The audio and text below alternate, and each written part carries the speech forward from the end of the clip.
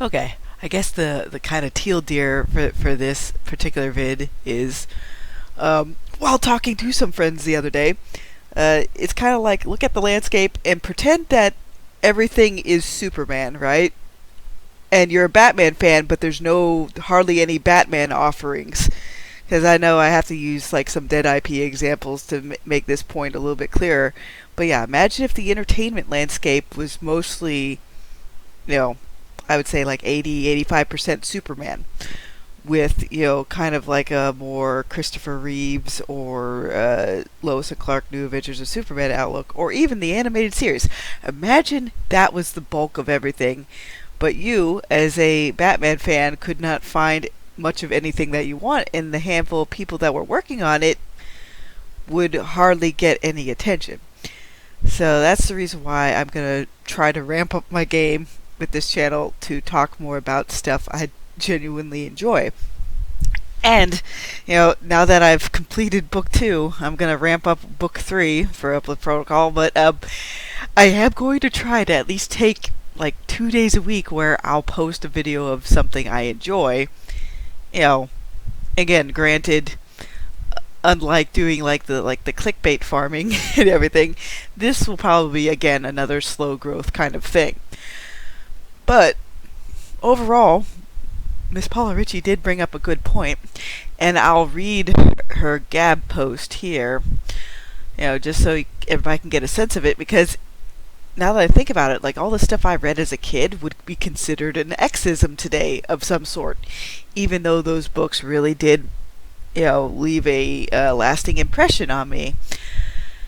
But yeah, the YA genre is beyond life support. It's 6 feet under, and the endless parade of Hunger Games kind of ripoffs and everything else like it are constantly how do you say it, inundating or flooding what a lot of teenagers read, or what they think these teenagers should read, which I think is the reason why stuff like Fusuji Yugi and even Sailor Moon in some ways does make a connection with me, because yeah, it does have a very kind of like girly centric kind of setup and appeal, but it also does appeal to a wider range of people.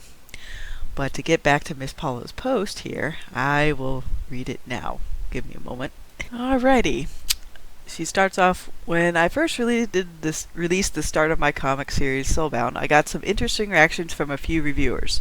It surprised me at first, since I had followed them for their generally measured and sensible approaches to media.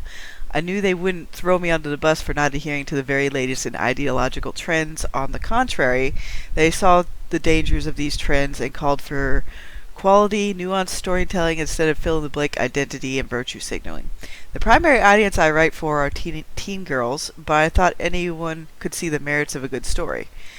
Unfortunately, I'm starting to worry that the young adult style books and comics are now so conflated, because again, Florida woman murders the English language, this is fine, with woke storytelling, that now the tropes immediately trigger the revulsion to the ideology whenever the ideology is present in the work or not.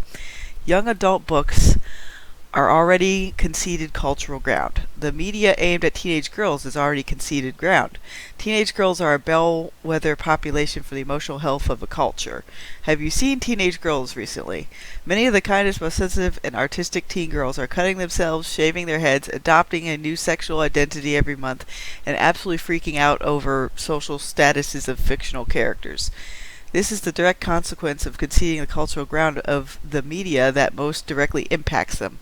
They are being exploited by mainstream media. I can't stand to see it. Even if my efforts are hardly a drop in the ocean, I can't stand by and give up on those girls. They need sane books to read to counter the insidious craziness invading their minds from the pressure of media. So I write fun, enjoyable escapism with fully fleshed out, unique characters and empathy for the tender heart of a teen girl embarked on a quest for love and home. And it's extremely difficult to get reviews because I'm not the establishment in group, and the out group has already abandoned the field. The group I'm really here for is the readers. I've created my best for them. I can only hope they find it. And I'll link her site below, because what I really want to do is at least give a quick overview of Soulbound, it does have the angle where, you know, the one mother is kind of like, the stepmother is the cranky kind of Anna type from my own series.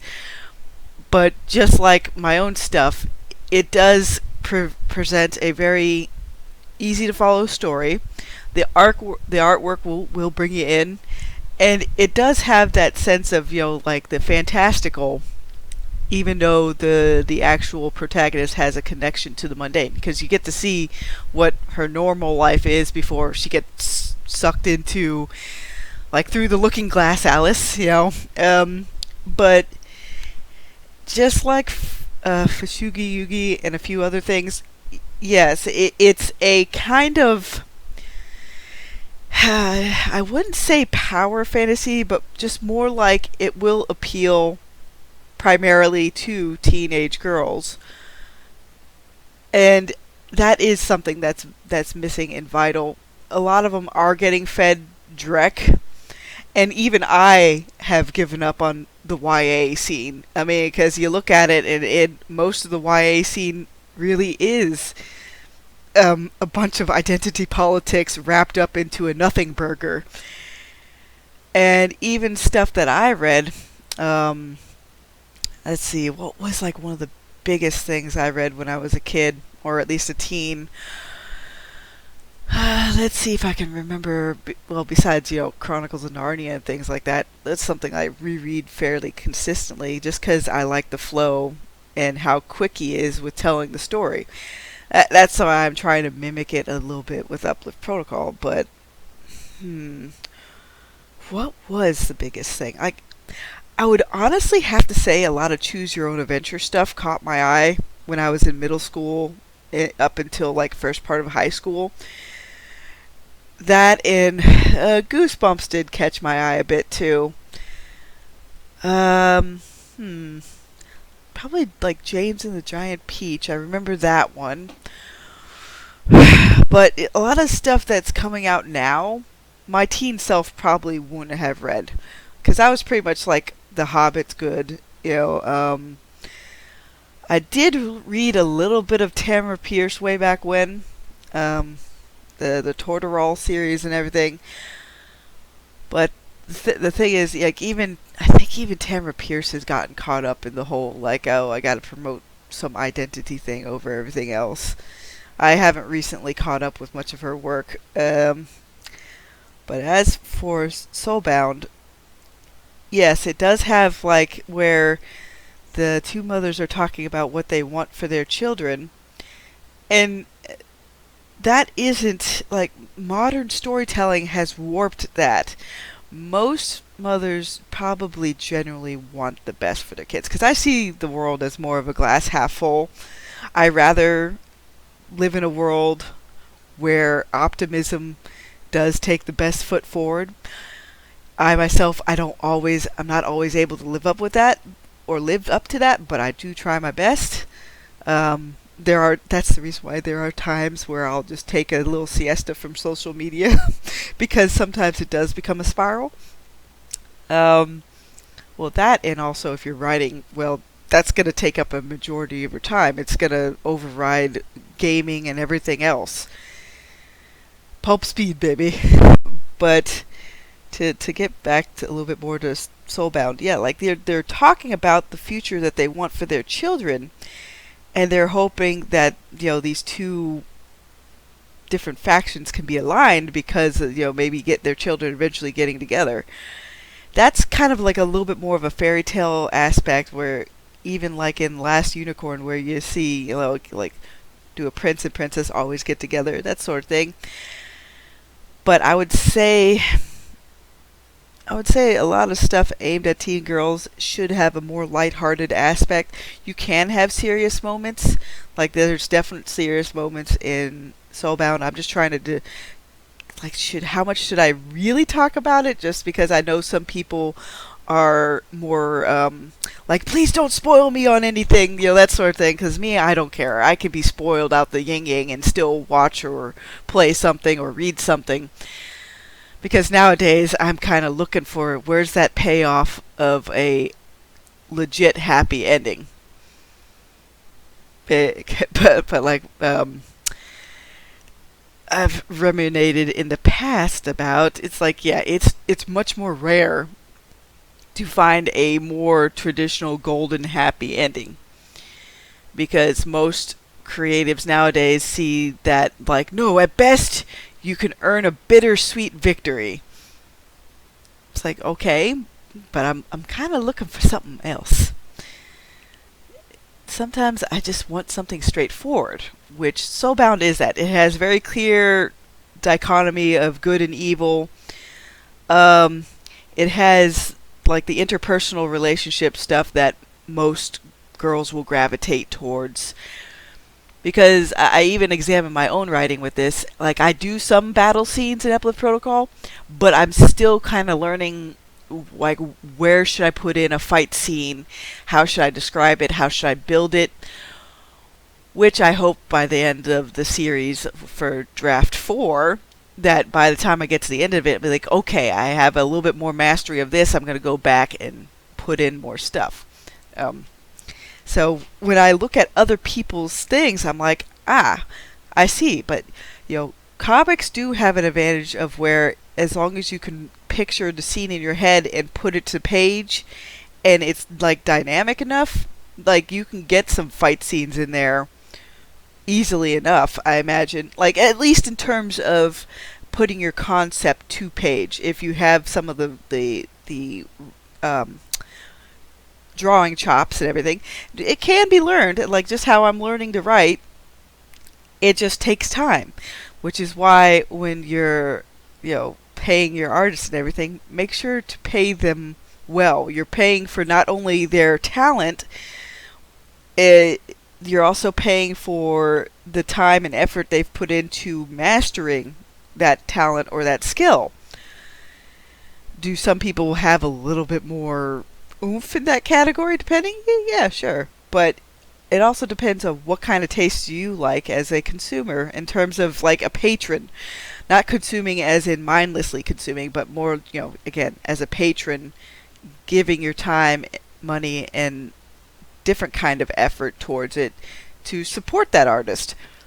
I don't even know what category I'm going to really put this in. I guess I could put it in comics because it's kind of like I'm just kind of going back and forth.